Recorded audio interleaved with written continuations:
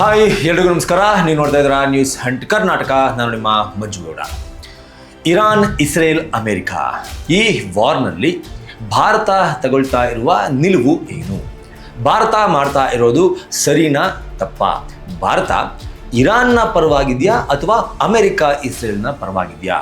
ಮೋದಿ ಏನು ಮಾಡಬೇಕಾಗಿತ್ತು? ಭಾರತ ಸರ್ಕಾರ ಏನು ಮಾಡಬೇಕಾಗಿತ್ತು? ಈ ನಿಟ್ಟಿನಲ್ಲಿ ಸಾಕಷ್ಟು ದೊಡ್ಡ ರೀತಿಯ ಚರ್ಚೆಗಳು ನಡೀತಾ ಇದೆ. ಇದಕ್ಕೆ ಈ ಚರ್ಚೆಗೆ ಇದೀಗ ಹೊಸದಾಗಿ ಜಾಯಿನ್ ಆಗಿರೋರು ಸೋನಿಯಾ ಗಾಂಧಿ ಅಂಡ್ ರಾಹುಲ್ ಗಾಂಧಿ. ಸೋನಿಯಾ ಗಾಂಧಿ ಅವರು ಕೇಂದ್ರಕ್ಕೆ ಒಂದು ಪತ್ರವನ್ನು ಬರೆದಿದ್ದಾರೆ ಹಾಗೂ ಸಾಕಷ್ಟು ಪತ್ರಿಕೆಗಳಲ್ಲಿ ಅವರು ಬರೆದಂತಹ ಒಂದು ಆರ್ಟಿಕಲ್ ಕೂಡ ಪಬ್ಲಿಷ್ ಆಗಿದೆ. ಮೊದಲಿಗೆ ಇವರ ನಿಲುವೇನು, ಸೋನಿಯಾ ಗಾಂಧಿ ಹಾಗೂ ರಾಹುಲ್ ಗಾಂಧಿ ಅವರ ನಿಲುವು ಏನು ಅನ್ನೋದಕ್ಕಿಂತ ಭಾರತ ದೇಶದಲ್ಲಿರುವ ಕಾಂಗ್ರೆಸ್ ಪಕ್ಷದ ನಿಲುವೇನು ಅನ್ನೋದು ಇದರಿಂದ ಗೊತ್ತಾಗುತ್ತೆ. ಯಾಕಪ್ಪ ಅಂತಂದ್ರೆ ಈ ಪಕ್ಷದ ಅಧಿಕೃತ ವಕ್ತಾರರು ಯಾರಾದರೂ ಇದ್ರೆ ರೈಟ್ ನೌ ಅದು ಸೋನಿಯಾ ಗಾಂಧಿ ಹಾಗೂ ರಾಹುಲ್ ಗಾಂಧಿ. ಏನು ಇವರ ವಾದ ಈ ಒಂದು ಇರಾಕ್ನ ವಿಚಾರವಾಗಿ ಅನ್ನೋದನ್ನ ಹೇಳ್ತಾ ಹೋಗ್ತೀನಿ, ನೋಡ್ತಾ ಹೋಗಿ. ಸೋನಿಯಾ ಗಾಂಧಿ ಅವರು ಹೇಳಿರುವಂತಹ ಒಂದಷ್ಟು ವಿಷಯಗಳಲ್ಲಿ ಆಯ್ದ ವಿಷಯಗಳನ್ನ ನಿಮ್ಮ ಮುಂದೆ ಇಡ್ತಾ ಇದ್ದೀನಿ. ಇರಾಕ್ ಮೇಲಿನ ಮಿಲಿಟರಿ ಕ್ರಮದ ಬಗ್ಗೆ ಭಾರತ ಸರ್ಕಾರವು ತೋರ್ತಾ ಇರುವ ಅತೃಪ್ತಿಕರ ಮೌನ ಒಪ್ಪುವಂಥದ್ದಲ್ಲ. ಇರಾಕ್ನ ವಿಚಾರವಾಗಿ ಭಾರತ ಸೈಲೆಂಟ್ ಆಗಿದೆ, ಇದನ್ನ ಒಪ್ಪಿಕೊಳ್ಳೋದಕ್ಕೆ ಆಗಲ್ಲ. ಇರಾನ್ನ ಸರ್ವೋಚ್ಚ ನಾಯಕ ಅಯತೊಲ್ಲಾ ಅಲಿ ಖಮೇನಿ ಅವರ ಹತ್ಯೆ ಖಂಡನೀಯ. ಇದು ಅಂತಾರಾಷ್ಟ್ರೀಯ ಕಾನೂನು ಮತ್ತು ಇರಾನ್ನ ಸಾರ್ವಭೌಮತ್ವದ ಗಂಭೀರ ಉಲ್ಲಂಘನೆಯಾಗಿದೆ. ಅಯತೊಲ್ಲಾ ಖಮೇನಿ ಏನಿದ್ದಾರೆ, ಇವರ ಹತ್ಯೆಯನ್ನ ನಾವು ಯಾವುದೇ ಕಾರಣಕ್ಕೂ ಒಪ್ಪಲ್ಲ, ಭಾರತ ಕೂಡ ಇದನ್ನ ಒಪ್ಪಬಾರದು ಅನ್ನೋದು ಸೋನಿಯಾ ಗಾಂಧಿ ಅವರ ಇನ್ನೊಂದು ವಾದ. ಈ ವಿಷಯದ ಬಗ್ಗೆ ಸರ್ಕಾರವು ಸಂಸತ್ತಿನಲ್ಲಿ ಮುಕ್ತವಾಗಿ ಚರ್ಚಿಸಬೇಕು ಮತ್ತು ದೇಶದ ವಿದೇಶಾಂಗ ನೀತಿಯ ನಿಲುವನ್ನ ಸ್ಪಷ್ಟಪಡಿಸಬೇಕು. ಇದು ಕೂಡ ಸೋನಿಯಾ ಗಾಂಧಿ ಅವರ ವಾದ. ದೇಶದ ಒಳಗಡೆನೆ ಸಾಕಷ್ಟು ಸಮಸ್ಯೆಗಳಿದೆ, ದೇಶದ ಜನರು ಸಾಕಷ್ಟು ರೀತಿಯ ಸಮಸ್ಯೆಗಳನ್ನ ಎದುರಿಸ್ತಾ ಇದ್ದಾರೆ. ಈ ಸಮಸ್ಯೆಗಳನ್ನ ಬಗೆಹರಿಸುವ ನಿಟ್ಟಿನಲ್ಲಿ, ದೇಶ ಉದ್ಧಾರ ಆಗುವ ನಿಟ್ಟಿನಲ್ಲಿ ಸಂಸತ್ತಿನ ಒಳಗಡೆ ಚರ್ಚೆ ಆಗಬೇಕು ಅಂತ ನಾನು ಕೇಳಿದ್ರೆ ಒಪ್ಕೋತಾ ಇದ್ದೆ. ಆದ್ರೆ ಇರಾನ್ನ ಮೇಲೆ ಅಮೆರಿಕ, ಇಸ್ರೇಲ್ ಯುದ್ಧ ಮಾಡ್ತಾ ಇದೆ. ಇರಾನ್ನ ಸರ್ವಾಧಿಕಾರಿ ಖಮೇನಿಯ ಅಂತ್ಯ ಆಗಿದೆ. ಈ ವಿಚಾರವಾಗಿ ಸಂಸತ್ತಿನಲ್ಲಿ ಚರ್ಚೆ ನಡೀಬೇಕು. ಇದಕ್ಕೆ ಭಾರತ ಸರ್ಕಾರ ಅವಕಾಶವನ್ನ ಮಾಡಿಕೊಡಬೇಕು ಅನ್ನೋದು ಸೋನಿಯಾ ಗಾಂಧಿ ಅವರ ಮತ್ತೊಂದು ವಾದ. ಉದ್ವಿಗ್ನತೆಯನ್ನ ಕಡಿಮೆ ಮಾಡಲು ಭಾರತವು ತನ್ನ ರಾಜತಾಂತ್ರಿಕ ಸಂಬಂಧಗಳನ್ನ ಬಳಸಿಕೊಳ್ಬೇಕು ಮತ್ತು ಶಾಂತಿಗಾಗಿ ಮಾತುಕತೆಯನ್ನ ಉತ್ತೇಜಿಸಬೇಕು ಅನ್ನೋದು ಇವರ ವಾದ. ಭಾರತದ ಮಾತನ್ನ ಇಸ್ರೇಲ್ ಹಾಗೂ ಅಮೆರಿಕ ಕೇಳುತ್ತೆ ಅಂತ ನಿಮಗೆ ಅನ್ಸತ್ತಾ? ಮೋದಿ ಹೋಗಿ ಹೇಳಿದ ತಕ್ಷಣ ಇಸ್ರೇಲ್ ಹಾಗೂ ಅಮೆರಿಕ ಇರಾನ್ ಮೇಲೆ ಮಾಡ್ತಾ ಇರುವಂತಹ ಒಂದು ವಾರನ್ನ ಸ್ಟಾಪ್ ಮಾಡಿಬಿಡುತ್ತಾ? ಮೋದಿ ಇರಾನ್ಗೆ ಸಪೋರ್ಟ್ ಮಾಡಿದ ತಕ್ಷಣ ಅಮೆರಿಕ ಹಾಗೂ ಇಸ್ರೇಲ್ಗಳು ಹೆದರಿ ನಡುಗು ಬಿಡ್ತಾವ? ಇದು ಯಾವ ರೀತಿ ಒಂದು ವಾದ ಅಂತಾನೆ ನನಗೆ ಗೊತ್ತಾಗ್ತಾ ಇಲ್ಲ. ಒಟ್ಟಾರೆ ಸೋನಿಯಾ ಗಾಂಧಿ ಅವರು ಭಾರತವು ಈ ಸಂಘರ್ಷದಲ್ಲಿ ಕೇವಲ ಪ್ರೇಕ್ಷಕನಾಗಿ ಉಳಿದುಕೊಳ್ಳದೆ ತನ್ನದೇ ಆದ ಸ್ವತಂತ್ರ ಮತ್ತು ನೈತಿಕ ನಿಲುವನ್ನ ತೆಗೆದುಕೊಳ್ಳಬೇಕು ಅಂತ ಅವರು ವಾದವನ್ನ ಮಾಡ್ತಾ ಇದ್ದಾರೆ. ಇವರ ಪ್ರಕಾರ ನೈತಿಕ ನಿಲುವು ಅಂತಂದ್ರೆ ಏನು? ಇಸ್ರೇಲ್ ಅಮೆರಿಕವನ್ನ ಸಪೋರ್ಟ್ ಮಾಡಿದ್ರೆ ಅದು ನೈತಿಕ ನಿಲುವಲ್ಲ, ಇರಾನ್ಗೆ ಸಪೋರ್ಟ್ ಮಾಡಿದ್ರೆ ಅದು ನೈತಿಕ ನಿಲುವು. ಮೂಕ ಪ್ರೇಕ್ಷಕನಾಗಿ ಇರೋದು ಇಷ್ಟ ಇಲ್ಲ. ಇದು ಯಾವ ರೀತಿಯ ವಾದ ಅನ್ನೋದು ನಮಗೆ ಗೊತ್ತಾಗ್ತಾ ಇಲ್ಲ.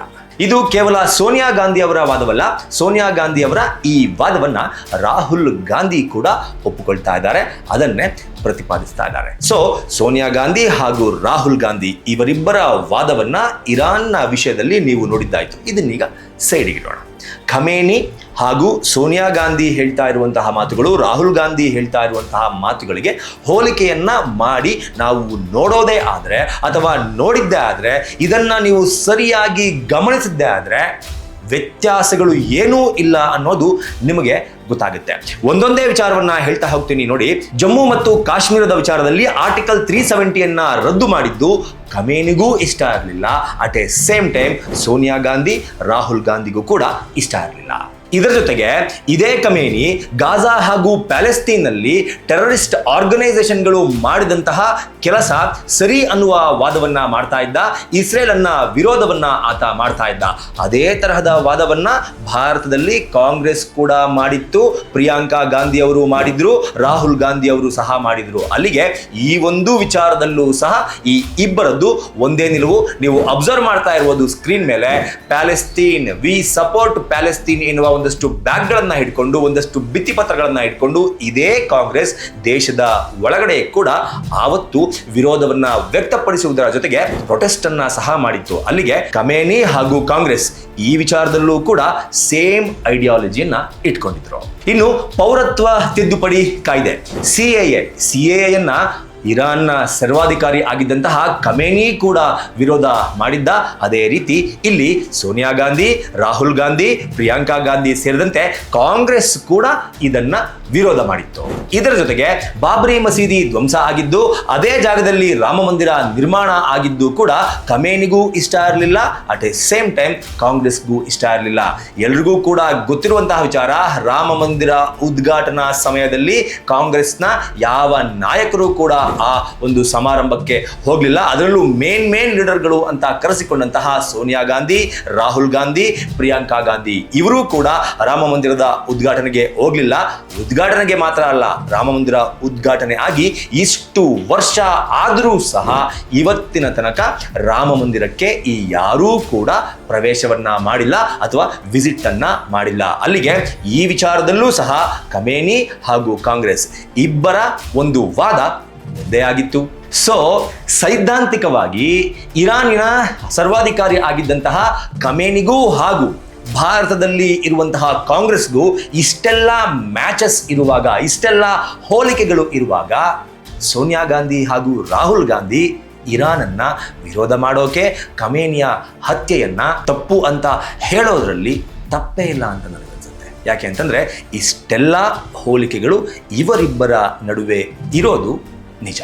ಸೋನಿಯಾ ಗಾಂಧಿ ಕೂಡ ಹೆಣ್ಣು, ಪ್ರಿಯಾಂಕಾ ಗಾಂಧಿ ಕೂಡ ಹೆಣ್ಣು, ರಾಹುಲ್ ಗಾಂಧಿ ಕೂಡ ಹೆಣ್ಣು ಮಕ್ಕಳ ಏಳಿಗೆಗಾಗಿ ಸಾಕಷ್ಟು ಶ್ರಮವನ್ನ ವಹಿಸಬೇಕು, ಸಾಕಷ್ಟು ಬದಲಾವಣೆಗಳು ಆಗಬೇಕು ಭಾರತದಲ್ಲೂ ಕೂಡ ಅಂತ ಪ್ರತಿಪಾದಿಸುವ ಒಬ್ಬ ವ್ಯಕ್ತಿ. ಇದರ ಜೊತೆಗೆ ರೈಟ್ ನೌ ಇಂಡಿಯಾದಲ್ಲಿ ಯಾರೆಲ್ಲ ಹೆಣ್ಣು ಮಕ್ಕಳು ಇರಾನ್ಗೆ ಹಾಗೂ ಇರಾನಿನ ಸರ್ವಾಧಿಕಾರಿ ಆಗಿದ್ದಂತಹ ಖಮೇನಿಗೆ ಸಪೋರ್ಟ್ ಮಾಡಿಕೊಂಡು ಮಾತನ್ನ ಆಡ್ತಾ ಇದ್ದೀರಾ, ಸಪೋರ್ಟ್ ಮಾಡಿಕೊಂಡು ಪ್ರೊಟೆಸ್ಟ್ ಅನ್ನ ಮಾಡ್ತಾ ಇದ್ದೀರಾ, ಇವರ ಜೊತೆಗೆ ಹೆಣ್ಣು ಮಕ್ಕಳ ಸಬಲೀಕರಣ, ಹೆಣ್ಣು ಮಕ್ಕಳು ಉದ್ಧಾರ ಆಗಬೇಕು ಅಂತ ಯಾವೆಲ್ಲ ಗಂಡು ಮಕ್ಕಳು ಸಪೋರ್ಟ್ ಮಾಡಿಕೊಂಡು ಮಾತನಾಡ್ತಾ ಇದ್ದೀರಾ ಅಂತವರಿಗೆ ನನ್ನದೊಂದು ಪ್ರಶ್ನೆ ಇದೆ. ಅದಕ್ಕಿಂತ ಮುಂಚೆ ಈ ಒಂದು ವಿಡಿಯೋ ನೋಡ್ಕೊಂಡು ಬನ್ನಿ. و یک قسم حیوان خلق کرده و اون زنها و خانمها هستن. اینا عین گاو و گوسفند هستن، حیوان هستن، ولکن و خدا خلقشون کرده برای استفاده مردها، فقط واسه که مردا وحشت نکنن این زنها را به شکل خود انسان خلق کرده. اگر نه اینها عین همون گاو و گوسفند و عین همون اسب و شتر و الاغ هستن. ಈ ವಿಡಿಯೋದಲ್ಲಿ ಮಾತನಾಡಿದ್ದು ಖಮೇನಿ, ಇರಾನಿನ ಸರ್ವಾಧಿಕಾರಿ ಆಗಿದ್ದಂತಹ ಖಮೇನಿ. ಈ ವಿಡಿಯೋದಲ್ಲಿ ಅವ್ರು ಏನು ಹೇಳ್ತಾರೆ, ಹೆಣ್ಣು ಮಕ್ಕಳು ಹಸು ಹಾಗೂ ಕುರಿ ಇದ್ದಂಗೆ, ಅವರೆಲ್ಲರೂ ನಮಗೆ ಪ್ರಾಣಿಗಳ ರೀತಿ. ಈ ರೀತಿಯ ಪ್ರಾಣಿಗಳನ್ನ ಆ ದೇವರು ಸೃಷ್ಟಿ ಮಾಡಿರೋದೇ ಪುರುಷರಿಗೋಸ್ಕರ. ದೇವರು ಸೃಷ್ಟಿ ಮಾಡಿರುವ ಈ ಹೆಣ್ಣು ಮಕ್ಕಳು ನಮಗೆ ಹಸು, ಕುರಿ, ಕತ್ತೆ ಹಾಗೂ ಒಂಟೆಗಳು ಇದ್ದ ಹಾಗೆ. ಅವರು ನಮಗೋಸ್ಕರ ದುಡಿಬೇಕು, ನಮಗೋಸ್ಕರ ಮಕ್ಕಳನ್ನ ಹೆತ್ತುಕೊಡಬೇಕು ಅನ್ನೋದು ಖಮೇನಿ ಮಾಡಿದ ಈ ಭಾಷಣದ ಸಾರಾಂಶ. ಹೆಣ್ಣು ಮಕ್ಕಳನ್ನ ನಾವು ಕತ್ತೆ, ಕುರಿ, ಒಂಟೆ, ಹಸು ಇವುಗಳಿಗೆ ಹೋಲಿಸ್ತೀವಿ. ಇವುಗಳ ಕೆಲಸ ಏನು? ಈ ಪ್ರಾಣಿಗಳ ಕೆಲಸ ಏನು? ಮಾಲೀಕನಿಗೆ ನಿಯತ್ತಾಗಿರೋದು, ಕರುಗಳನ್ನ ಹಾಕೋದು, ಅಂದ್ರೆ ಹೆಣ್ಣು ಮಕ್ಕಳು ಮಕ್ಕಳನ್ನ ಹೆರೋದು, ಕತ್ತೆ ತರ ದುಡಿಯೋದು, ಇಷ್ಟೇ ಹೆಣ್ಣು ಮಕ್ಕಳ ಕೆಲಸ ಬಿಟ್ರೆ ಬೇರೇನೂ ಅಲ್ಲ ಅನ್ನೋದು ಇದೇ ಖಮೇನಿಯ ವಾದ ಆಗಿತ್ತು. ಖಮೇನಿಯ ಈ ವಾದವನ್ನ ಯಾರೆಲ್ಲ ಇವತ್ತು ಅವರಿಗೆ ಸಪೋರ್ಟ್ ಮಾಡ್ತಾ ಇದ್ದೀರಾ, ಖಮೇನಿಯ ಈ ವಾದವನ್ನ ನೀವು ಒಪ್ಕೋತೀರಾ? ಹೆಣ್ಣು ಮಕ್ಕಳ ವಿಚಾರವಾಗಿ ಖಮೇನಿ ತಡೆದುಕೊಂಡಂತಹ ನಿರ್ಧಾರ ಇದು ಮಾತ್ರ ಅಲ್ಲ. ಆ ವಿಡಿಯೋ ನೋಡಿದಾಗ ನನಗೆ ನಿಜವಾಗ್ಲೂ ಶಾಕ್ ಆಯ್ತು. ಈ ಮಾತುಗಳನ್ನ ಆಡಿದ್ದು ಖಮೇನಿ ಮುಸಲ್ಮಾನ್ ಹೆಣ್ಣು ಮಕ್ಕಳ ಮುಂದೆ ಕುಳಿತುಕೊಂಡು. ಆದರೆ ಅಲ್ಲಿರುವಂತಹ ಯಾವ ಮುಸಲ್ಮಾನ್ ಹೆಣ್ಣು ಮಕ್ಕಳು ಅದನ್ನ ಅಪೋಸ್ ಮಾಡಲಿಲ್ವಲ್ಲ ಅನ್ನೋದೇ ನನಗೆ ಆಶ್ಚರ್ಯ. ಇದ್ರ ಜೊತೆಗೆ ಖಮೇನಿ ಮಾಡಿದಂತಹ ಒಂದಷ್ಟು ರೂಲ್ಸ್ಗಳು, 7 ವರ್ಷ ಮೇಲ್ಪಟ್ಟ ಎಲ್ಲಾ ಹೆಣ್ಣು ಮಕ್ಕಳು ಸಾರ್ವಜನಿಕ ಸ್ಥಳಗಳಲ್ಲಿ ಕಡ್ಡಾಯವಾಗಿ ಹಿಜಾಬನ್ನ ಧರಿಸಬೇಕು ಮತ್ತು ಮೈ ತುಂಬಾ ಬಟ್ಟೆಯನ್ನ ಹಾಕಿಕೊಂಡಿರಬೇಕು ಅನ್ನೋದು ಅಲ್ಲಿಯ ರೂಲ್. ಈ ವಿಚಾರವಾಗಿ, ಈ ಒಂದು ರೂಲ್ಸ್ನ ವಿಚಾರವಾಗಿ 2022ರಲ್ಲಿ ಮಹ್ಸಾ ಅಮೀನಿ ಎನ್ನುವ ಒಬ್ಬ ಹೆಣ್ಣು ಮಗಳು ಹಿಜಾಬನ್ನ ಹಾಕಿರ್ತಾಳೆ, ಆದರೂ ಕೂಡ ಆಕೆ ಸರಿಯಾಗಿ ಹಿಜಾಬನ್ನ ಹಾಕಿಲ್ಲ ಅಂತ ಅವಳನ್ನ ಸಾಯಿಸಲಾಗುತ್ತೆ. Is this okay for you? ಇದ್ರ ಜೊತೆಗೆ ಹೆಣ್ಣು ಮಕ್ಕಳು ಸರಿಯಾದ ರೀತಿಯಲ್ಲಿ ಬಟ್ಟೆಯನ್ನ ಹಾಕಿಕೊಂಡಿದ್ದಾರೋ ಇಲ್ವೋ ಅಂತ ನೋಡಬೇಕು ಅಂತಾನೆ ಒಂದು ಪೊಲೀಸ್ ಫೋರ್ಸ್, ಅದರ ಹೆಸರು ಗಶ್ತ್ ಎ ಇರ್ಷಾದ್ ಎನ್ನುವ ಪೊಲೀಸ್ ಫೋರ್ಸ್. ಈ ಫೋರ್ಸ್ನ ಕೆಲಸ ಏನ್ ಗೊತ್ತಾ? ಇರಾನ್ನಲ್ಲಿ ಹೆಣ್ಣು ಮಕ್ಕಳು ರಸ್ತೆಗೆ ಏನು ಬರ್ತಾರೆ, ಅಂತಹ ಹೆಣ್ಣು ಮಕ್ಕಳು ಸರಿಯಾದ ರೀತಿಯಲ್ಲಿ ಬಟ್ಟೆಯನ್ನ ಹಾಕಿದಾರಾ ಇಲ್ವಾ ಅಂತ ನೋಡೋದೇ ಇವ್ರ ಕೆಲಸ. Is this okay for you? ನಿನ್ನೆ ವಿಡಿಯೋದಲ್ಲೂ ಹೇಳಿದ್ದೆ, ಇವತ್ತು ಕೂಡ ಈ ಪಾಯಿಂಟ್ ಅನ್ನ ಹೇಳ್ತಾ ಇದ್ದೀನಿ. ಅಲ್ಲಿ ಮದುವೆ ಆಗಿರುವಂತಹ ಹೆಣ್ಣು ಮಕ್ಕಳು ಇರಾನನ್ನ ಬಿಟ್ಟು ಹೊರಗಡೆ ದೇಶಕ್ಕೆ ಪ್ರವಾಸವನ್ನ ಹೋಗಬೇಕು ಅಂತಂದ್ರೆ ಲೆಟ್ರೇಡ್ನಲ್ಲಿ ಗಂಡನ ಪರ್ಮಿಷನ್ ಅನ್ನ ತೆಗೆದುಕೊಂಡು ಬರಬೇಕು. ಅದನ್ನ ತೆಗೆದುಕೊಂಡು ಬಂದ ನಂತರವೇ ಅವರಿಗೆ ವೀಸಾವನ್ನ ಕೊಡಲಾಗ್ತಾ ಇತ್ತು, ಅವರಿಗೆ ಬೇರೆ ದೇಶದ ಪ್ರವಾಸವನ್ನ ಮಾಡೋದಕ್ಕೆ ಅನುಮತಿಯನ್ನ ಕೊಡಲಾಗ್ತಾ ಇತ್ತು. Is this okay for you? ಇದರ ಜೊತೆಗೆ ಇರಾನ್ನಲ್ಲಿ ಹುಡುಗಿಯರ ಕಾನೂನುಬದ್ಧ ಮದುವೆಯ ವಯಸ್ಸು 13 ವರ್ಷ. 13 ವರ್ಷಕ್ಕೆ ಇಲ್ಲಿ ಮದುವೆ ಮಾಡಿಕೊಳ್ಳಬಹುದು ಹೆಣ್ಣು ಮಕ್ಕಳನ್ನ ಎನ್ನುವ ಒಂದು ರೂಲ್ಸ್ ಕೂಡ ಇದೆ. ಆದರೆ ತಂದೆಯ ಅನುಮತಿ ಇದ್ರೆ 13 ವರ್ಷಕ್ಕಿಂತ ಕಮ್ಮಿ ಇದ್ರೂ ಪರವಾಗಿಲ್ಲ, ಅಪ್ಪ ಒಪ್ಪಿದ್ರೆ ಆ ಹೆಣ್ಣು ಮಗಳನ್ನ ಮದುವೆ ಮಾಡಿ ಹೇಳಿದ್ರಲ್ಲ ಅವರೇ, ಕತ್ತೆ, ಕುರಿ, ಒಂಟೆ, ಹಸು ತರ ಕೆಲಸ ಮಾಡಿಕೊಂಡು ಮಕ್ಕಳನ್ನ ಹೆರೋದಕ್ಕೆ ಆ ಹೆಣ್ಣು ಮಕ್ಕಳನ್ನ ಕಳಿಸಿಕೊಡ್ಲಾಗ್ತಾ ಇತ್ತು. ಇದು ಕೂಡ ಇರಾನ್ನಲ್ಲಿ ಒಂದು rule. Is this okay for you?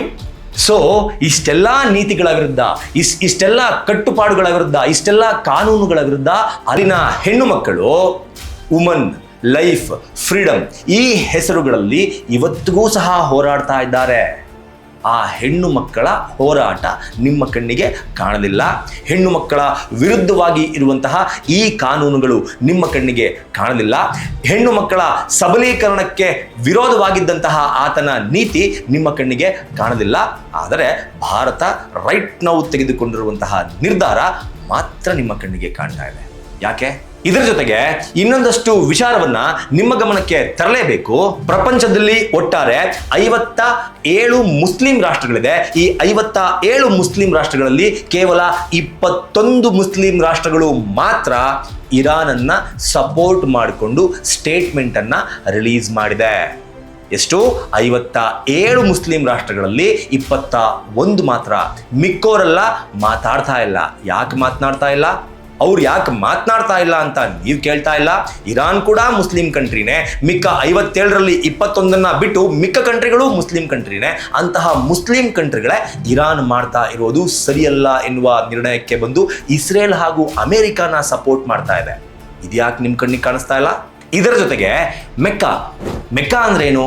Muslim ಬಾಂಧವರು ಇಷ್ಟಪಡುವಂತಹ ಸ್ಥಳ, ಮುಸ್ಲಿಮರ ಪವಿತ್ರ ಸ್ಥಳ. ಅಲ್ಲಿಗೆ ಹೋಗಿ ಬಂದ್ರೆ ಅಂದ್ರೆ ತನ್ನ ಜೀವಿತಾವಧಿಯಲ್ಲಿ ಒಂದು ಬಾರಿ ಆದರೂ ಮೆಕ್ಕಾದ ಪ್ರವಾಸವನ್ನ ಮಾಡಬೇಕು, ತೀರ್ಥಯಾತ್ರೆಯನ್ನ ಮಾಡಬೇಕು ಅಂತ ಪ್ರತಿಯೊಬ್ಬ ಮುಸ್ಲಿಮನು ಅಂದುಕೊಂಡಿರ್ತಾನೆ. ಇಂತಹ ಮೆಕ್ಕಾ ಇರೋದಿಲ್ಲಿ ಸೌದಿ ಅರೇಬಿಯಾದಲ್ಲಿ. ಅಂತಹ ಸೌದಿ ಅರೇಬಿಯಾ ಮೇಲೂ ಕೂಡ ಇರಾನ್ ದಾಳಿ ಮಾಡಿದೆ. ಮುಸ್ಲಿಮರ ಪವಿತ್ರ ಕ್ಷೇತ್ರ ಇರೋದು, ಮೆಕ್ಕಾ ಇರೋದು ಸೌದಿಯಲ್ಲಿ. ಅಂತಹ ಸೌದಿಯನ್ನ ಸಹ ಬಿಟ್ಟಿಲ್ಲ ಈ ಇರಾನ್. ಇದೀಗ ಈ ಸೌದಿ ಅರೇಬಿಯಾ ಇರಾನ್ ಮೇಲೆ ತಿರುಗಿ ಬಿದ್ದಿದೆ. ಅಲ್ಲಿಗೆ ನಿಮ್ಮ ಪ್ರಕಾರ ಮೆಕ್ಕಾದಲ್ಲಿ ಇರುವ ಅಲ್ಲಾಹುಗಿಂತ ಇರಾನ್ನ ಸರ್ವಾಧಿಕಾರಿ ಆಗಿದ್ದಂತಹ ಖಮೇನಿನೇ ದೊಡ್ಡವನ? ಫೈನಲ್ ಆಗಿ ಇರಾನ್ನಲ್ಲಿ ಮಹಿಳೆಯರ ವಿಚಾರವಾಗಿ ಇಷ್ಟೆಲ್ಲ ರಾದ್ಧಾಂತಗಳು, ಇಷ್ಟೆಲ್ಲ ಕೆಟ್ಟ ರೂಲ್ಸ್ಗಳು ಇವತ್ತಿಗೂ ಸಹ ಜಾರಿಯಲ್ಲಿದೆ.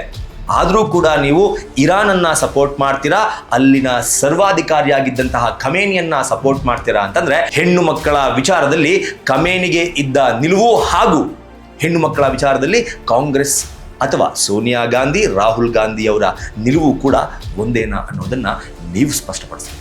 ಒಂದು ವಿಡಿಯೋ ಹಾಕ್ತೀನಿ ನೋಡಿ.